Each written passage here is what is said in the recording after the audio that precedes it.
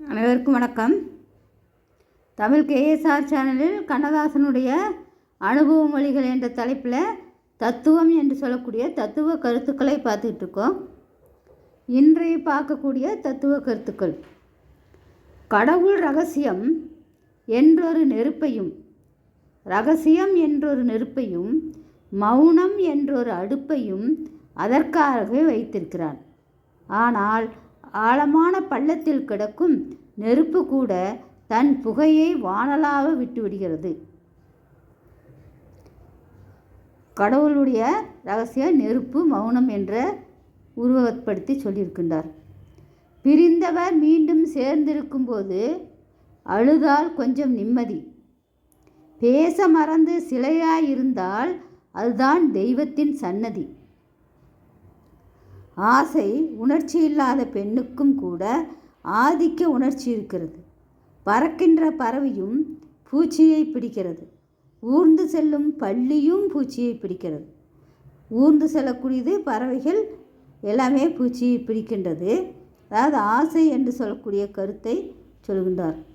உடலுக்கு தகுந்த அளவு பசி, சக்திக்கு தகுந்த அளவு வீக்கம். விரலுக்கு தக்க வீக்கம் அப்படின்னு சொல்லுவாங்க. நம்முடைய சக்தி எவ்வளவோ அதற்கு ஏற்றாற்போல் நம்முடைய வேகம் இருக்க வேண்டும்.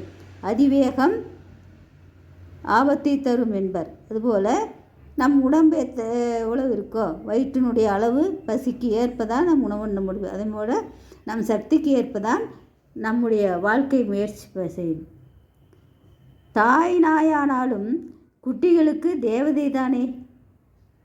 ஆத்திரம் ஓரளவு எல்லை கடந்து போகும்போது மனிதன் செயலற்றவனாக இருந்தால் ஆத்திரமே அழுகியாகிவிடும். ஒரு அழகான பெண் நினைத்தால் ஒரு ஆடவனின் மனப்போக்கையே மாற்றிவிடலாம். சேரக்கூடாத பந்தங்கள் சேர்ந்து விடுகின்றன.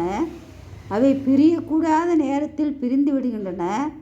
திருமணம் மட்டுமா சொர்க்கத்தில் நிச்சயிக்கப்பெறுகிறது? மரணம் கூடத்தான். ஏதாவது பேசி ஆக வேண்டும் என்ற நிலை வரும் பொழுது மனிதர்கள் எதையோ பேசுகிறார்கள் என்று அருமையான தத்துவ கருத்துக்களை சொல்கின்றார். இதோடு இதற்குரிய படங்களும் இணைத்து தரப்படும். தத்துவ கருத்துக்களையும் படங்களையும் பாருங்கள். நன்றி, வணக்கம், வாழ்க வளமுடன்.